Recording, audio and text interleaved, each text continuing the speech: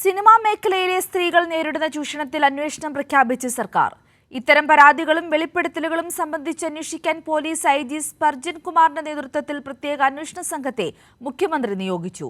Crime branch ADGP H Venkatesh അന്വേഷണത്തിന് മേൽനോട്ടം വഹിക്കും. അതേസമയം പരാതികളിൽ ഉറച്ചുനിന്നാൽ കേസെടുക്കുവാനും അന്വേഷണ സംഘത്തിന് നിർദ്ദേശം നൽകി. പുറത്തു വന്നതിന് പിന്നാലെ സിനിമാ മേഖലയിലെ നിരവധി സ്ത്രീകളാണ് തങ്ങൾ നേരിടേണ്ടി വന്ന ചൂഷണം പൊതുസമൂഹത്തിന് മുന്നിൽ പറഞ്ഞ് രംഗത്തെത്തിയത്.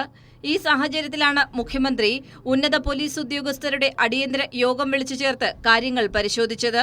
നിയമവശവും സർക്കാർ പരിശോധിച്ചു. ഇത്തരം പരാതികളും വെളിപ്പെടുത്തലുകളും സംബന്ധിച്ച് അന്വേഷിക്കാനായി പോലീസ് ഐജി സ്പർജൻ കുമാറിന്റെ നേതൃത്വത്തിൽ ഒരു പ്രത്യേക അന്വേഷണ സംഘത്തെയും സർക്കാർ രൂപീകരിച്ചു. ക്രൈംബ്രാഞ്ച് എഡിജിപി എച്ച് വെങ്കടേഷ് മേൽനോട്ടം വഹിക്കുന്ന സംഘത്തിൽ ഉയർന്ന വനിതാ പോലീസ് ഓഫീസർമാരും ഉൾപ്പെടുന്നു. DIG S Ajitha Beegum, crime branch SP Merin Joseph, coastal police AIG G Poonkuzhali, Kerala police academy assistant director Aishwarya Dongre, ക്രമസമാധാന AIG Ajith V, crime branch SP Madhusoodanan എന്നിവരാണ് സംഘത്തിലുള്ളത്. പരാതികളിൽ ഉറച്ചു നിൽക്കുന്നവയിൽ കേസെടുക്കാനുള്ള നിർദ്ദേശമാണ് സർക്കാർ നൽകിയിട്ടുള്ളത്. ലൈംഗിക പീഡന പരാതികൾ ഉൾപ്പെടെയാണ് പ്രത്യേക സംഘം അന്വേഷിക്കുക.